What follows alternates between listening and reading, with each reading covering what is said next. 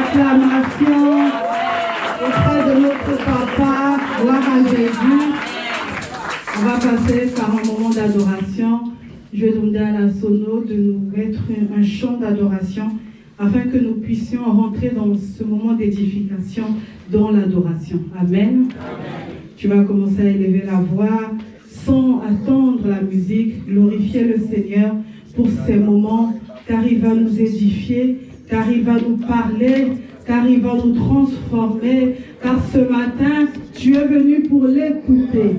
Tu es venu pour écouter sa parole. Tu es venu pour écouter ses instructions. Tu es venu pour écouter ce qu'il a à dire. Alors ce matin, ouvre ton cœur et rends grâce à Dieu pour les grandes choses qu'il va accomplir dans ta vie ce matin. Seigneur, nous voulons bénir ton nom. Nous voulons te rendre grâce. Nous nous montrons reconnaissants pour tes merveilles dans nos vies. Seigneur, que toute la gloire te soit due ce matin. Seigneur, nous voulons voir ta gloire dans nos vies ce matin. Nous voulons palper ta gloire dans nos vies ce matin.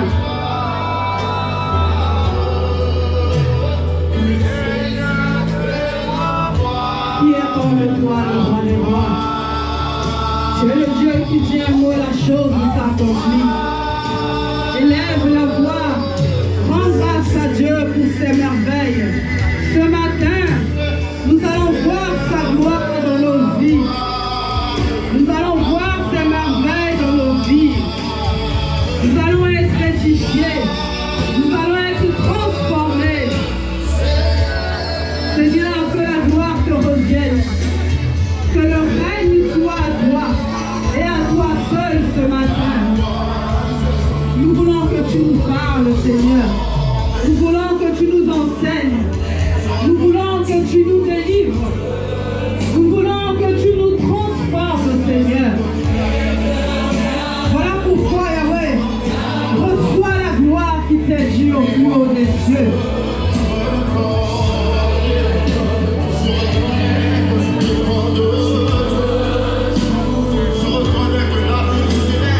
Nous reconnaissons que tu es Dieu, que tu es fidèle, que tu peux tout, que tu rends possible ce que les hommes ont déclaré impossible.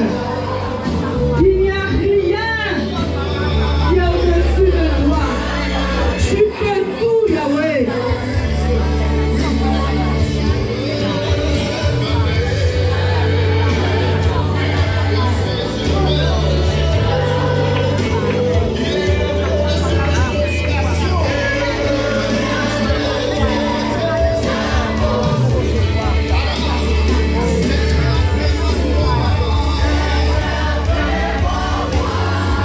Seigneur, nous te disons merci. Tu es le Dieu de bonheur, le Dieu de paix, le Dieu de miséricorde, le Dieu de vie. Seigneur, nous honorons ton nom au milieu de nous. Nous honorons ta présence au milieu de nous. Car nous savons que tu es là et que tu vas manifester de grandes choses. Seigneur, avec un cœur ouvert, nous nous approchons de toi et nous te demandons, Seigneur, que ton règne vienne au milieu de nous. Et Yahweh, je me présente à toi comme Moïse, à qui tu lui as confié une mission et qui t'a répondu qu'il ne savait pas parler. Seigneur, je ne sais pas parler. Yahweh, tu connais mes faiblesses. Tu connais mes lacunes. Yahweh, c'est toi qui rends le faible fort. C'est toi qui rends le pauvre riche. Voilà pourquoi ce matin, je ne compte que sur toi. Seigneur, que ta gloire se manifeste ce matin. Yahweh, tu es capable d'utiliser qui tu veux pour ta gloire. Seigneur, utilise-moi ce matin pour ta gloire. Que la gloire reste focus sur toi. Que ton seul règne soit au milieu de nous. Bénis la vie de tout un chacun en ce lieu. Merci Seigneur Jésus. Nous honorons ton nom par des acclamations. Gloire à Jésus. Amen. Je vous invite à vous asseoir s'il vous plaît. Je rends grâce à Dieu et je lui dis merci pour la grâce qu'il me fait d'être là devant, au milieu de vous.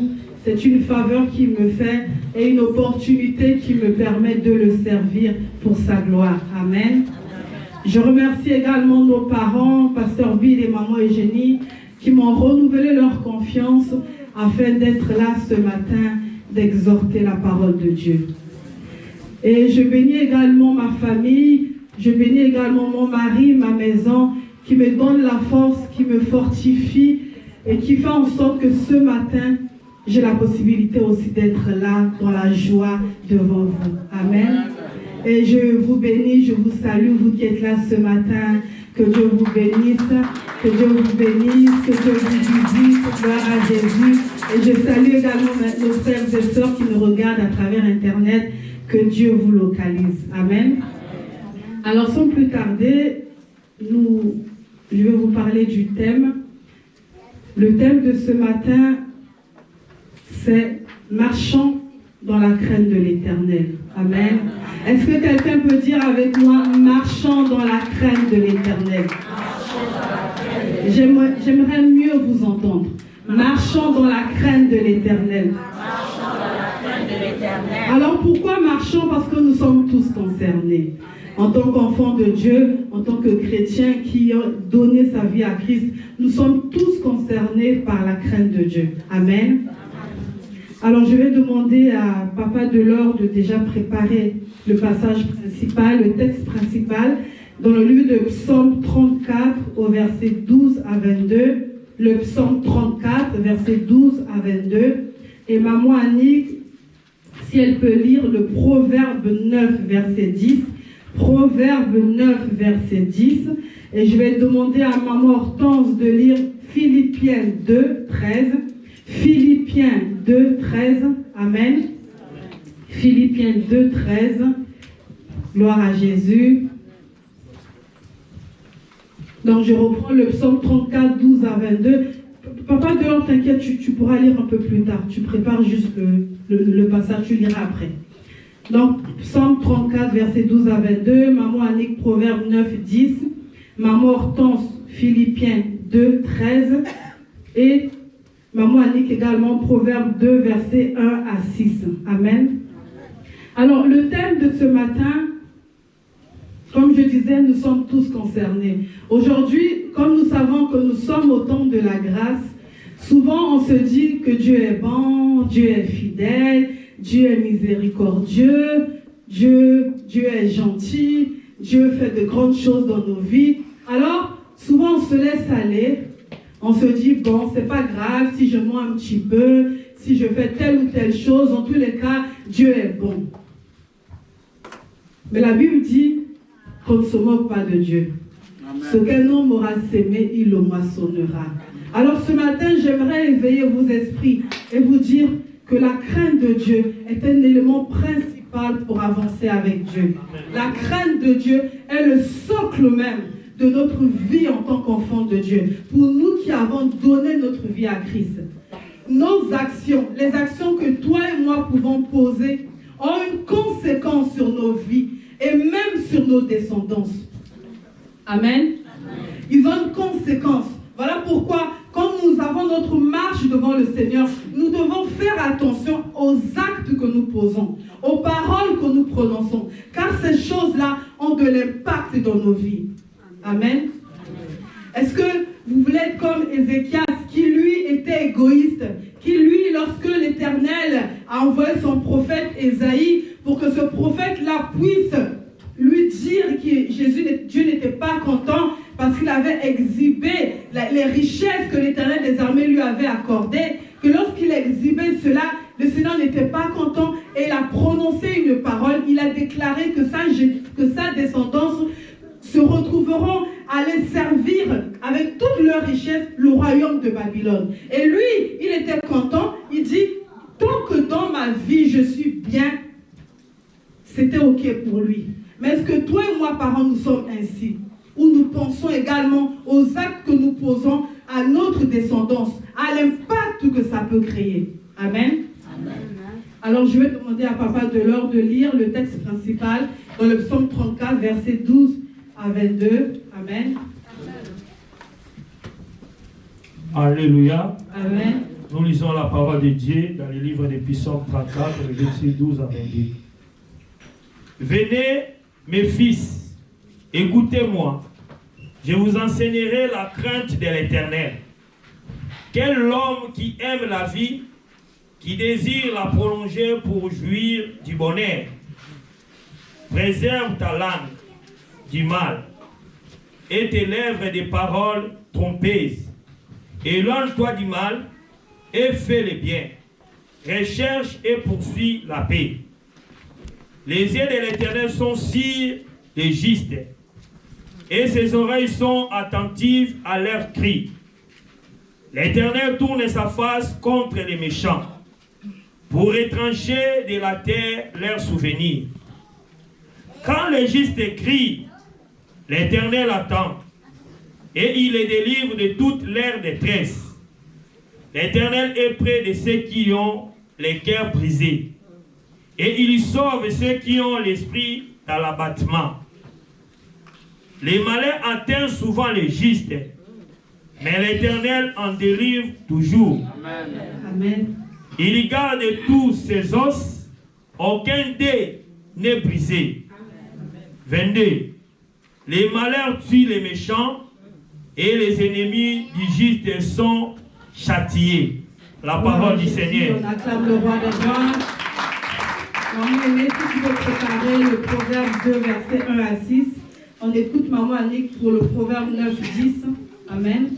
Alléluia. Je lis la parole de Dieu dans Proverbe 9 au verset 10 au nom de Jésus. Amen. Le commencement de la sagesse, c'est la crainte de l'Éternel. Et la science des saints, c'est l'intelligence. Parole du Seigneur. Amen. Gloire à Jésus. On acclame la parole de Dieu en Marc pour Philippiens 2, 13. Amen. Alléluia, peuple de Dieu. Amen. Je lis la parole du Seigneur dans le livre de Philippiens 2, verset 13, au nom de Jésus. Car c'est Dieu qui produit en vous le vouloir et le faire, selon son bon plaisir. Amen. Parole du Seigneur. Amen. Alors, il y a Maman Aimée qui n'a pas ses lunettes, qui ne peut pas lire. Maman Annick, si tu peux lire Proverbe 2, 1 à 6. Amen. Amen. Gloire à Jésus. On acclame pour le roi des rois. Alors, nous lisons la parole de Dieu dans Proverbe 2 au verset 1 à 6 au nom de Jésus. Amen.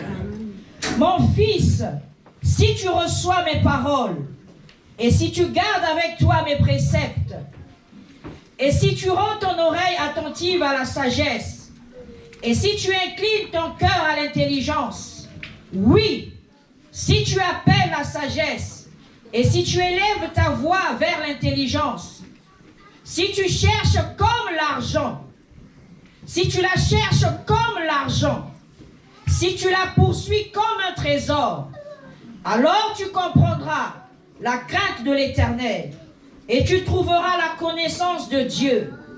Car l'Éternel donne la sagesse.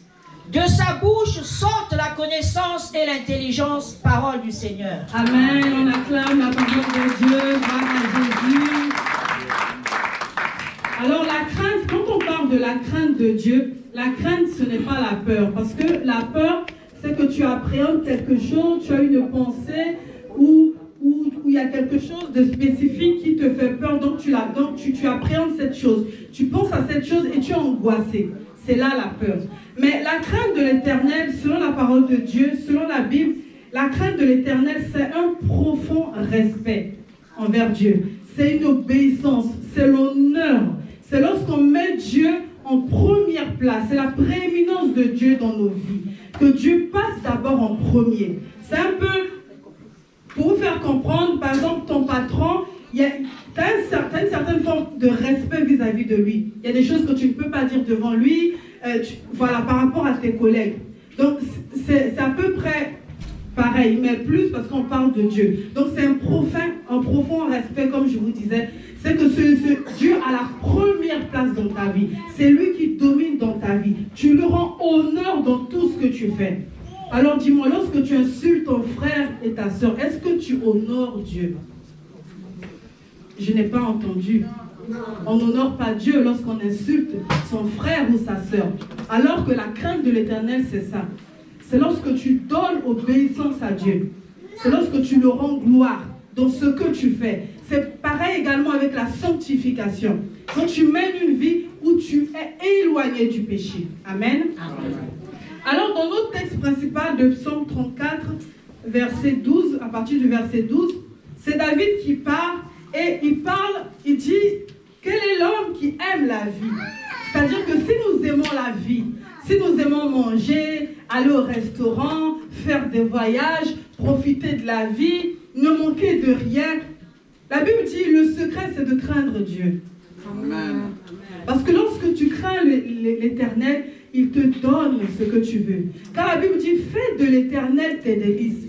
Et il te donnera ce que ton cœur désire. Amen. Nous sommes sur cette terre, il nous a mis sur cette terre. Il a dit que nous ne sommes pas du monde, même si nous sommes présents dans ce monde, mais nous n'appartenons pas à ce monde. Ça veut dire qu'on peut profiter de la vie, on peut être heureux, on peut faire des choses dans la joie, en glorifiant le Seigneur, sans appartenir à ce monde, sans se plier au plaisir, au péché de ce monde. Amen. Donc si tu aimes la vie, si tu aimes certaines choses, si tu as des projets, tu veux évoluer dans la vie, tu veux aller loin, la Bible dit que le secret, il faut que tu commences d'abord à craindre Dieu. Souvent c'est l'inverse que nous cherchons à faire. Nous cherchons d'abord à demander à Dieu de belles choses parce que Dieu est bon, il fait grâce à qui il veut, au bon comme au méchant. On aime les choses, on demande à Dieu, mais on ne commence pas d'abord à nettoyer nos vies, à faire en sorte que nos vies puissent véritablement glorifier le Seigneur. Amen. Amen. Alors, il dit, éloigne-toi du mal et fais le bien. Un enfant de Dieu qui veut marcher dans la crainte de Dieu, c'est celui qui fait en sorte que dans sa vie, dans son quotidien, il s'éloigne du mal. C'est-à-dire tout ce qu'il identifie comme mauvais, comme mal, il s'en éloigne, il fait tout pour ne pas être mêlé à cela. S'il est au milieu des gens qui sont en train de comploter ou dire des choses qui sont mauvaises, il fait tout pour s'éloigner. Lorsqu'il se rend compte que l'amitié dans laquelle il est rentré, celui-là est en train de m'amener sur un chemin qui n'honore pas Dieu, il fait tout pour couper l'amitié. Il ne se livre pas aux sentiments diaboliques. Parce que lui, sa priorité, c'est plaire à Dieu. Amen. Il s'éloigne de ces amitiés-là. Il vient à l'église, il ne suit pas, oh, tel a dit ça, tel n'a pas dit ça. Il ne suit pas ces choses-là. Parce que lui, sa priorité, c'est plaire à Dieu. Amen. Que Dieu soit content. Amen. Que lorsqu'il élève la voix, l'Éternel des armées répond et écoute. Amen. Amen. Et je continue, dans le verset 15, on dit « Recherche et poursuis la paix ». Ça veut dire que celui-là qui marche dans la crainte de Dieu, qui veut obtenir tout ce qu'il veut, il doit rechercher la paix.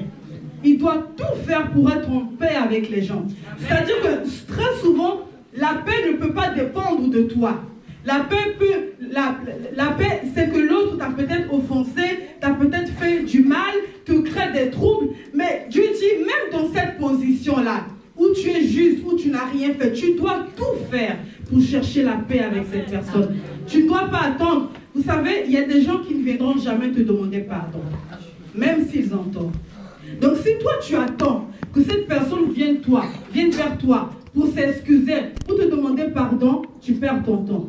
Mais ce n'est pas le chemin que la Bible te dit ce matin. La Bible te dit, tu dois rechercher la paix dans tout. Ça veut dire que tu sois à la maison, dans ton foyer, dans tes relations avec tes enfants, dans ton lieu de travail, partout où tu vas, tu dois t'arranger à ce que tu sois toujours en paix avec les gens.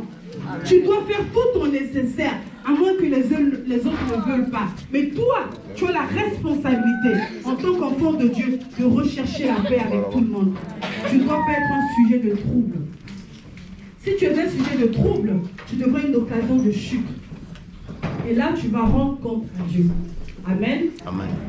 Et quand je continue dans le verset 16, on dit, les yeux de l'Éternel sont sur les justes. Et ces oreilles sont attentives à leur cri. Ça veut dire que quand tu as ce cœur où tu recherches la paix, où tu t'éloignes du mal, quand tu t'approches du Seigneur, son oreille est déjà attentive à tes cris. Mais si tu es celui-là qui est dans des choses qui n'honorent pas Dieu, il n'écoute même pas ta prière. Car il dit dans le verset 17, l'Éternel tourne sa face contre les méchants. Le méchant, c'est simplement celui qui fait le mal. Donc quelque part, toi et moi, on s'est retrouvés à être méchants. Parce qu'on a posé des actes qui sont mauvais. C'est ça le méchant, celui qui fait le mal. Alors l'Éternel dit, ce genre de personne, l'Éternel tourne sa face. Ça veut dire que tu peux être là, tu pries, mais à côté, tu fais des choses qui n'honorent pas Dieu. Dieu n'écoute pas ta prière. Tu peux être là, tu tombes là, tu t'écroules, tu te mets à genoux, tu fais ce que tu veux, mais avant et après, tu continues dans ces œuvres-là. L'Éternel n'écoute pas ta parole. Il tourne sa face. C'est pas moi qui le dis. Il tourne sa face contre les méchants pour retrancher de la terre leurs souvenirs. La Bible dit dans le verset 18, quand les justes crient à l'Éternel, ceux-là qui ont le cœur d'humilité, le cœur de rechercher la paix, le cœur de s'éloigner du mal, lorsqu'ils fléchissent leurs genoux et qu'ils crient à l'Éternel, comme nous venons crier à l'intercession, la Bible dit qu'il entend nos cris et il nous délivre de nos détresses. Il nous délivre de toutes ces choses. Mais si avant de venir à la prière, ou dans la semaine, tu as été là plusieurs fois, tu es tombé dans l'impudicité avec ce frère-là. Tu reviens ici, tu te mets à genoux, ah Jésus, Jésus, ce travail, donne-le-moi. Ah, vraiment. Vraiment. Amen. Amen. Il dit dans le verset 19, l'Éternel est près de ceux qui ont le cœur brisé et il sauve ceux qui ont l'esprit dans l'abattement. Ça veut dire qu'en tant qu'enfant de Dieu, même si tu es dans la douleur, même si tu es dans la tristesse, même si tu es dans le malheur, parce que toi, ta marche est dans la crainte de Dieu, l'Éternel va te délivrer, l'Éternel va te sauver. Il dit, le malheur atteint souvent les justes, mais l'Éternel en délivre toujours. Même si tu marches dans la crainte de l'Éternel, même si le malheur vient, même si les souffrances viennent, tu ne sauras pas où la solution va venir. Mais l'Éternel va ouvrir des portes pour la solution. Ça, c'est pour ceux qui marchent en ayant la pensée de craindre Dieu, de marcher dans une vue de sanctification. Ils font tout pour plaire à Dieu. Amen. Il dit, mais l'Éternel en délivre toujours, il garde tous ses os, aucun d'eux n'est brisé. Le malheur tue le méchant et les ennemis du juste sont châtiés. Celui qui ne marche pas dans la crainte de Dieu, qui n'a pas une vue de sanctification, qui s'en fout de tout. Lui, bon, peut-être le dimanche, hein, il vient parce que c'est un rituel, il vient, mais tout le reste de la semaine, sa vie vraiment, ça n'a rien à voir avec celui qu'on voit le dimanche. Celui-là, même quand le malheur va venir, le malheur va te tuer dedans. C'est pas forcément tuer, c'est-à-dire que tu vas mourir, c'est-à-dire que ça va tuer les choses autour de toi, tes projets, tes choses, ça va te succomber. Alors que celui, plus on a vu, alors que celui qui est juste, celui qui marche dans la crainte, l'Éternel va le délivrer. Amen. Amen. Amen. Alors ce matin, j'aimerais que tu commences à penser à tout ce qui ne va pas dans ta vie et te demander de quel côté tu es. Est-ce que tu es du côté de celui qui fait tout dans son quotidien, dans sa vie pour plaire à Dieu, ou c'est celui qui prend Dieu comme un garçon de course, comme un féticheur? Si j'ai besoin de quelque chose, je vais vers lui, il me donne, et après je repars à ma vie. Amen. J'aimerais te parler à toi ce matin. Peut-être que tu te dis, oh, qu'est-ce qu'elle raconte là? Moi j'ai ça, mais j'ai l'argent de le compte, j'ai mes projets, mais il ne m'arrive rien. Je vis ma vie, je fais mes choses, il n'y a rien. Le Seigneur te laisse le temps. Tu es sur la grâce de Dieu. Le Seigneur te laisse le temps. Mais à un moment donné, le Seigneur te laisse. Mais à un moment donné, la Bible dit, ce qu'un homme aura s'aimer, il le moissonnera. Peut-être que Dieu te laisse le temps pour que tu changes, pour que tu viennes à la prière, pour que tu écoutes sa parole. Et que lorsque tu écoutes, tu arrêtes cette vie-là. Mais si le Seigneur a permis que tu sois ici, et que tu écoutes cette parole, mais que tu décides de ne pas changer, là, je te laisse avec ton Dieu. Amen. C'est le seul juste. On acclame pour le roi des rois.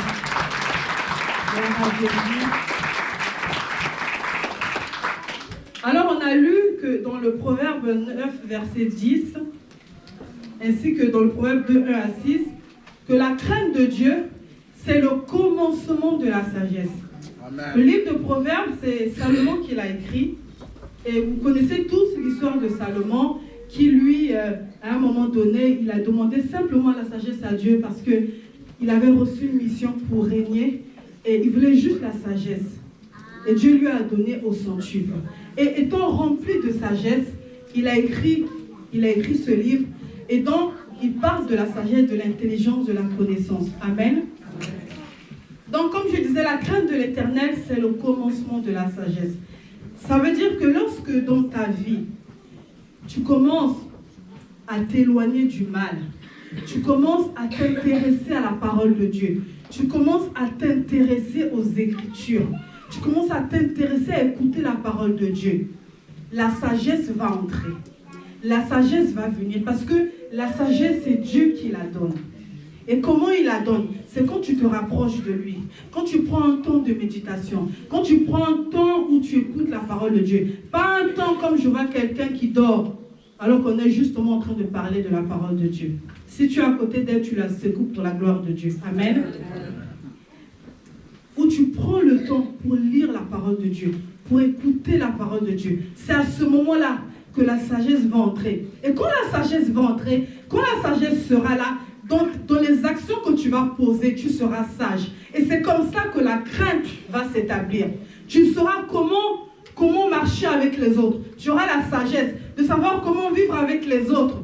Tu ne seras pas celui-là, quand tu as un problème contre quelqu'un, comme la Bible nous dit, si tu as un problème avec quelqu'un, tu vas vers elle, si elle t'a offensé, tu vas vers elle pour lui en parler. Si ça ne marche pas, tu fais venir un ou deux frères. Et si ça ne marche pas, tu en parles à l'église. Mais souvent, nous, le schéma, il est différent. Au lieu d'aller voir la personne pour parler calmement avec elle, tu parles d'abord à A, à B, à X. Et A, B, X, ils vont en parler à cette personne sous leur version. Et si le problème était à 10%, c'est devenu à 80%. C'est là, à ce moment-là, que la sagesse va entrer. Quand tu vas te rapprocher de Dieu, quand tu vas te rapprocher des Écritures, tu auras maintenant une attitude sage. Tu auras une attitude, tu sauras c'est quoi le savoir-être, le savoir-vivre avec les gens. Et c'est à ce moment-là que dans tes actions, la crainte de l'Éternel va se témoigner. Amen. Amen. Gloire à Jésus. Amen. On acclame pour le roi de gloire. On dit également que la Bible dit que dans Éphésiens 2, verset 8, la foi, c'est un don de Dieu. Amen. La foi, c'est un don de Dieu. C'est Dieu qui nous donne la foi. Parce que je dis également que la foi en Dieu est un outil indispensable pour la crainte de l'Éternel. Amen.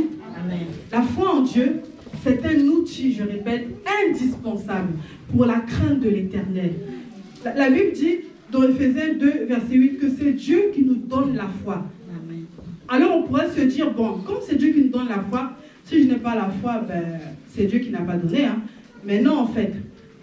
Quand on dit que c'est Dieu qui nous donne la foi, et plus loin, dans Romains 10, 17, il dit que la foi vient de ce que l'on entend. Et ce que l'on entend vient de la parole de Dieu. Ça veut dire que toi qui reçois le don de la foi, cette foi qui vient de ce que tu entends de la parole de Dieu, de ce que tu médites sa parole. Maintenant, quand tu vas te concentrer à écouter la parole, à lire la Bible, à marcher dans sa voie, à ce moment-là, la crainte va venir. Amen.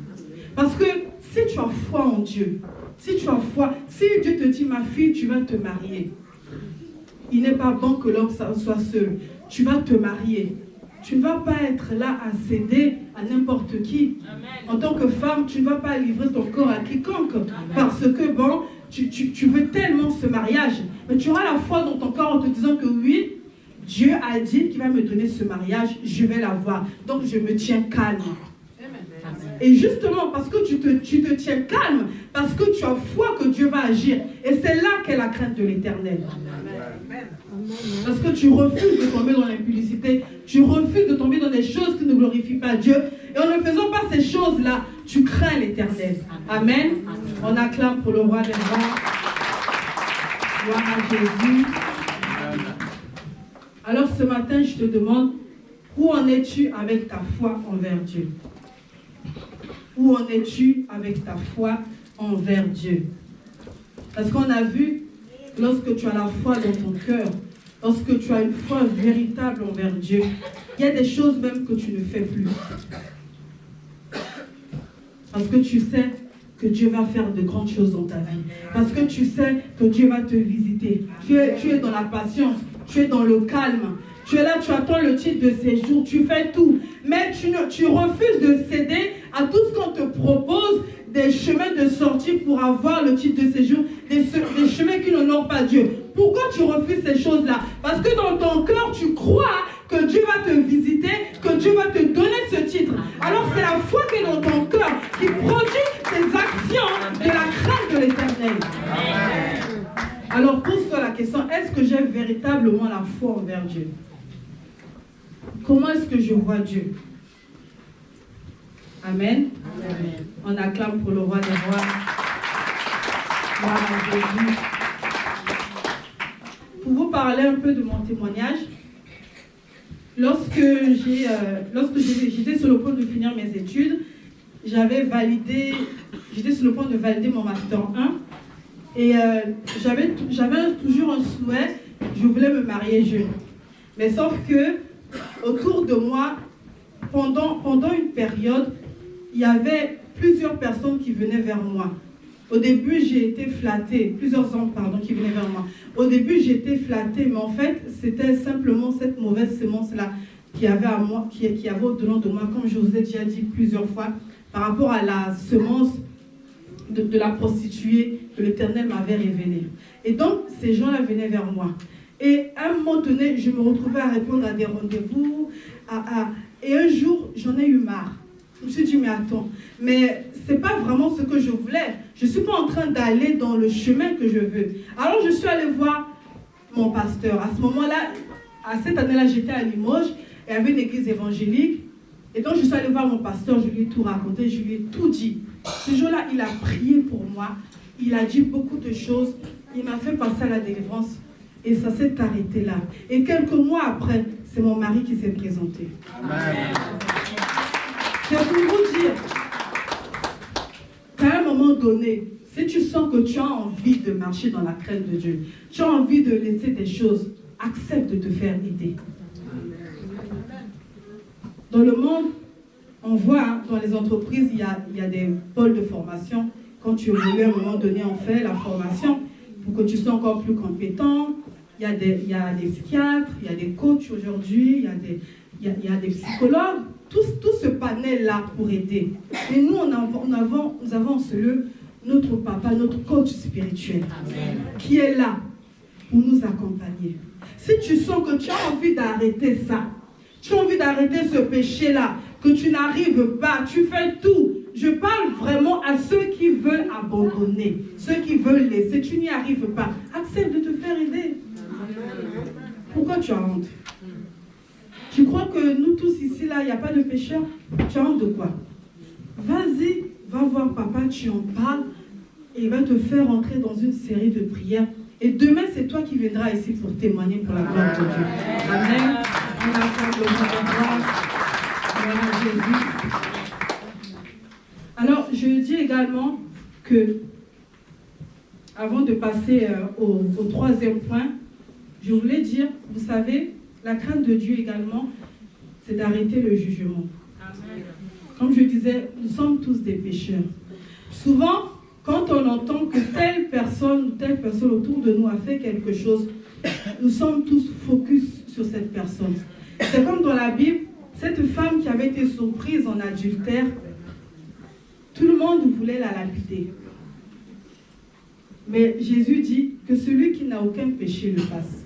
Et personne n'a pu lapider cette femme adultère. Alors c'est pour vous dire qu'autour de nous, il peut arriver à nos frères et sœurs en ce lieu, ou même que tu vois dans la rue, qui fait que tu le surprends dans la cigarette, ou dans je ne sais pas dans quelle position qui n'honore pas Dieu. Et la première des choses, c'est qu'on veut les juger. On les lapide avec nos pensées, avec nos paroles. Alors que nous sommes tous des pécheurs. Alors, est-ce que quelqu'un qui craint véritablement Dieu, qui marche dans l'humilité, qui recherche sa délivrance, va passer son temps à juger les faits et gestes quiconque? Non. Toi encore, cette personne encore, on a vu ce qu'elle a fait. Mais si ça se trouve, si on rentre dans ta vie, tu es même pire que cette personne-là. Peut-être même que cette personne-là est sainte devant toi. Parce que toi, on ne connaît pas ce que tu fais. Mais dès qu'on découvre telle personne a fait ça. Tout le monde est focus.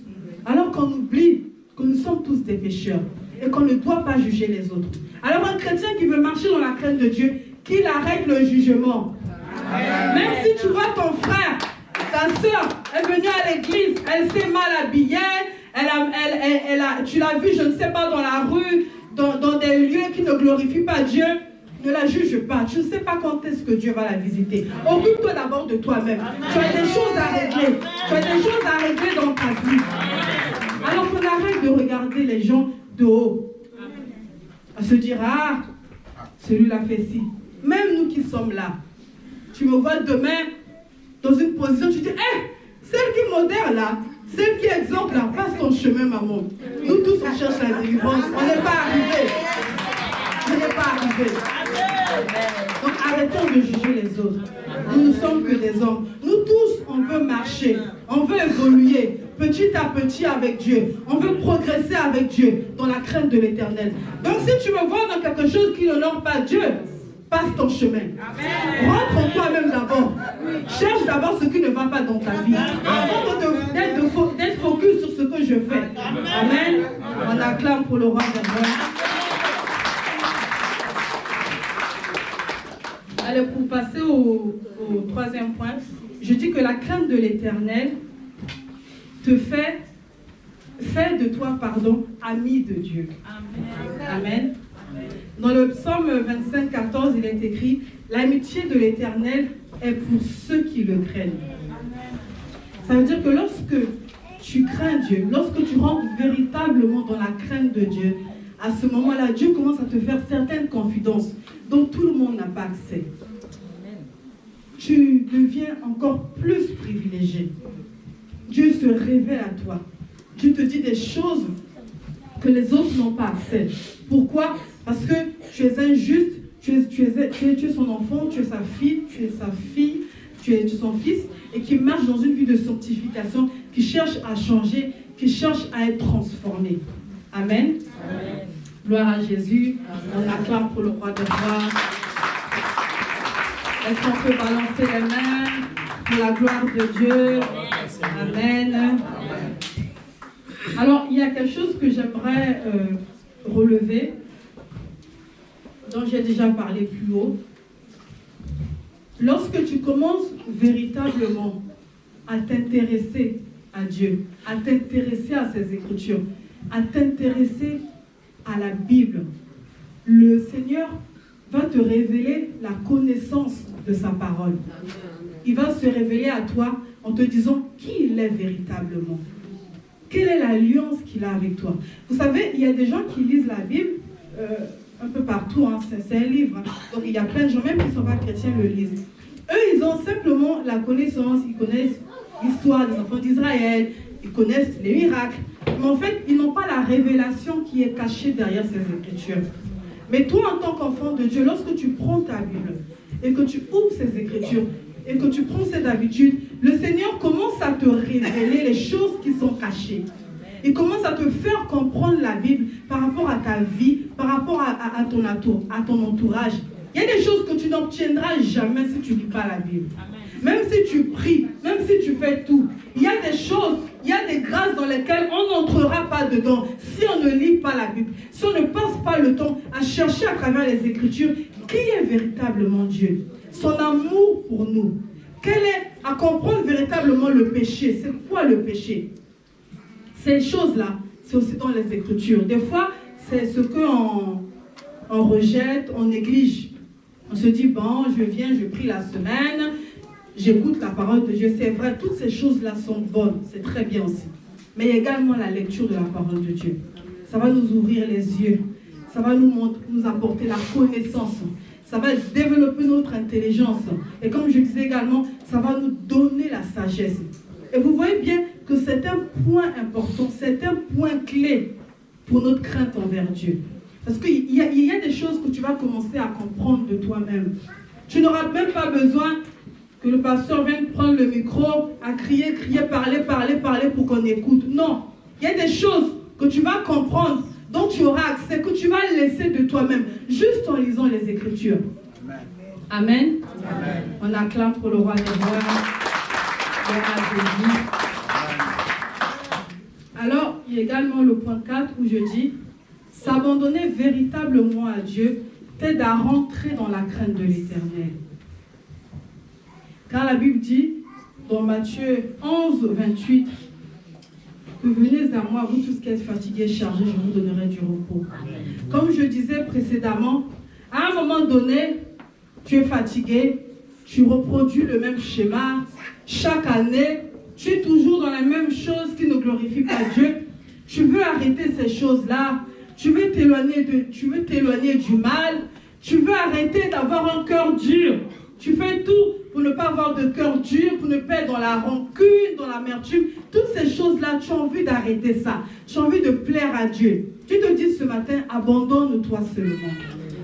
S'abandonner à Dieu, c'est reconnaître que nous sommes faibles, que l'on ne peut pas. C'est dans la prière, crier, pleurer ces choses-là. Et demander à Dieu, Seigneur, délivre-moi, je n'arrive pas à arrêter le mensonge. Je n'arrive pas à arrêter ce cœur-là. Je n'arrive pas à pardonner les autres. Je n'arrive pas à arrêter cette voix. Seigneur, transforme-moi. S'abandonner également, c'est comme je disais précédemment, s'approcher de notre papa pour qu'il vous suive, car c'est son rôle. Je dis toujours, il faut l'embêter, parce que c'est son rôle. Moi, en tout cas, personnellement, je n'hésite pas de nous accompagner. Tu veux arrêter, j'insiste dessus. Tu veux arrêter cette chose-là, tu veux arrêter cette relation-là. Ah, le garçon-là, tu l'aimes tellement. Tu l'aimes tellement que tu ne peux pas céder, tu ne peux pas arrêter. À chaque fois qu'il vient, qu'il te parle, tu tombes toujours, tu n'arrêtes pas. Le Seigneur te dit ce matin, si tu veux vraiment arrêter, abandonne-toi. Fais un pas d'abandon. Fais un signe d'abandon. Va te livrer. Va parler. Vous savez, il y a certaines choses qui partent des fois quand tu parles. Quand tu parles, quand tu te libères, quand ton cœur est sincère, quand tu te libères, quand tu en parles. Parce que quand tu vas vers l'homme de Dieu, c'est comme si tu allais vers Dieu. Parce que Dieu ne le voit pas. Tu te libères, tu parles. Tant que ton cœur est véritablement sincère, sans même qu'il prie pour toi, tu vas voir, ça va partir. Est-ce qu'il y a quelqu'un qui le croit ce matin? Alors ce matin, l'Éternel a besoin des cœurs qui veulent s'abandonner. Des cœurs qui reconnaissent qu'ils sont faibles. Des cœurs qui veulent arrêter la cigarette. Qui veulent arrêter d'être dans l'alcool. Qui veulent arrêter d'être dans les amertumes. Qui veulent arrêter d'être dans le jugement. Qui veulent arrêter d'être dans le mensonge. Qui veulent arrêter d'être dans la convoitise. Qui veulent avoir une vie où on médite la parole de Dieu. Qui veulent ces choses-là. Et Seigneur te dit, abandonne-toi ce matin. Abandonne-toi auprès de lui. Car il a dit, si tu es chargé et fatigué, viens à lui, il va t'offrir son repos. Son repos, c'est qu'à un moment donné, ces choses-là, elles ne vont plus te tourmenter. Tu ne seras plus dans la culpabilité parce que quoi? Tu auras arrêté ces choses-là. J'aimerais voir les mains de ceux qui veulent abandonner. Ceux qui veulent arrêter. Je vois 3, 4, 5, 6. Tu veux abandonner ce matin. Pourquoi tu as honte? Nous sommes tous des pécheurs. Si on passe le micro ici, on dit, bon, aujourd'hui là, chacun va dire. Tu seras surpris. Alors, n'aie pas honte. N'aie pas honte d'avouer. N'aie pas honte d'avouer auprès de l'homme de Dieu ou dans tes prières ce que tu fais. Ce que tu fais que Dieu ne tolère pas. Tu viens à la prière, tu te mets à genoux, tu demandes des choses à Dieu. Alors que derrière, tu as une vie sale, tu as une vie qui n'honore pas Dieu, tu as un comportement puéril dans ta maison, tu parles mal aux gens, mais tu viens ici, tu te mets à genoux dans l'adoration, tu te mets à adorer, alors que juste avant, tu as dit des choses, commence même à demander pardon. Je donne un conseil, vous savez, à l'intercession, si tu viens en retard, non, et que tu vois qu'il y a déjà la période de combat, demande d'abord pardon. Avant de commencer à chasser les démons. Parce que si tu as ouvert des portes, tu as fait des choses qui n'honorent pas Dieu, c'est quel feu que tu vas envoyer? Lorsque tu es dans la crainte de Dieu et que tu recherches vraiment que Dieu te transforme, que Dieu te visite, même dans ta chambre, en méditant la parole, il y a des délivrances qui vont se faire. Tu ne verras même pas que tu bouges ou que tu t'agites, mais le Seigneur va commencer à enlever. Il va commencer à ôter tout ce qui n'est pas bon. Juste en montrant dans sa parole. Parce qu'il le dit, que dans sa parole, il donne la sagesse, il donne la connaissance, il donne l'intelligence. Tout ça juste dans sa parole. Sans parler des prières que nous faisons ou de la parole que nous écoutons le dimanche. Juste en faisant ces actes-là, Dieu te délivre déjà chez toi. Il y a des choses que tu désires tellement, mais tu crois que tu vas les avoir juste en priant. Non! Dieu t'attend dans ses écritures. Dieu nous attend dans ses écritures. Il a des choses à nous révéler. Il va te révéler qui tu es vraiment, comment tu marches, comment tu fonctionnes. Des fois, tu peux aller chez le psy et te dire, bon, vu ce que tu me racontes là, apparemment tu es comme ci, tu es comme ça, mais Dieu dans sa parole, il va se révéler à toi. Tu vas te comprendre toi-même, tu vas comprendre ton fonctionnement. Tu n'auras même pas besoin d'aller je ne sais où, juste dans sa parole. Alors ce matin, j'aimerais éveiller nos esprits sur la Bible, sur la parole de Dieu. Je me parle à moi-même également, sur la Bible, sur la parole de Dieu. C'est l'un des secrets où nous pouvons entrer dans la crainte de Dieu. Parce que si tu as des choses en toi, si tu as des sémences en toi qui font que tu n'arrives pas à arrêter, Dieu va se révéler à toi. Il dit qu'il révèle les choses qui sont cachées, que l'on ne connaît pas, que l'on ignore. Ça veut dire qu'il y a des choses que nous ignorons. Il y a des choses que nous ne savons pas, que nous croyons savoir. Mais lorsqu'on vient à Dieu, il se révèle à nous. Alors ce matin, prends la décision de lire ta Bible. Prends la décision de changer de voie, d'arrêter cette amitié, d'arrêter cette voie, d'arrêter ces choses-là qui ne glorifient pas Dieu. Et dis-toi que cette année et les années qui suivront, je veux marcher dans la droiture avec Dieu. Je veux m'éloigner de tout cela qui pourrissent mes oreilles avec n'importe quoi. Je veux m'éloigner de tout ce qui ne glorifie pas Dieu. Je ne veux pas être cette personne-là qui juge dès la première occasion. Non, au contraire. Je veux avoir ce cœur-là qui prend ce que cette soeur ou ce frère a fait et l'élève dans la prière. Amen. Car c'est ce que Dieu nous demande. Amen. Je vous invite à vous tenir debout, s'il vous plaît, pour la gloire de Dieu. On acclame pour le roi des rois. Alors ce matin, je voudrais demander à celui-là ou celle-là qui veut vraiment s'abandonner, qui veut vraiment laisser son péché, qui veut vraiment laisser cette voie qui n'honore pas Dieu, qui en a marre de marcher dans des voies qui nous éloignent de Dieu, qui nous empêchent d'entrer dans notre destinée, qui nous empêchent d'avoir des choses qui nous attendent. Dieu est patient. Il attend que nous puissions changer. Il veut nous bénir. Il veut nous offrir des choses. Mais il attend que tu arrêtes avec ce cœur. Et comme je disais, si tu n'arrives pas, fais-toi aider. Arrête de continuer dans ces choses-là. Mais accepte de l'aide. Accepte de te faire aider. Car tu ne sais pas quand est-ce que l'Éternel reviendra. On ne saura pas, on sera tous surpris. Mais avant que ce temps arrive, change de vie. Accepte de te faire aider. Voilà pourquoi ce matin nous allons prier. Nous allons reconnaître devant Dieu que nous ne sommes que des pécheurs. Et nous allons nous abandonner.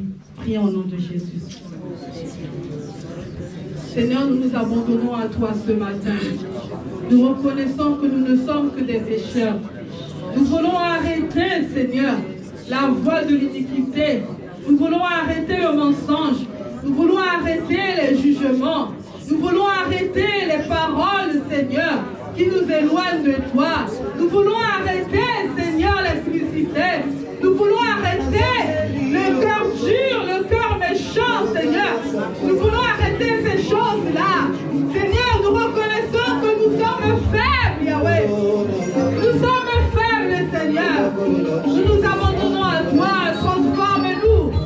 Nous reconnaissons que nous ne lisons pas ta parole. Nous ne nous intéressons pas à savoir qui es-tu véritablement. Seigneur, donne-nous, Seigneur, de lire ta parole, de lire tes écritures, car c'est comme ça que la sagesse va entrer. Aide-nous, Seigneur.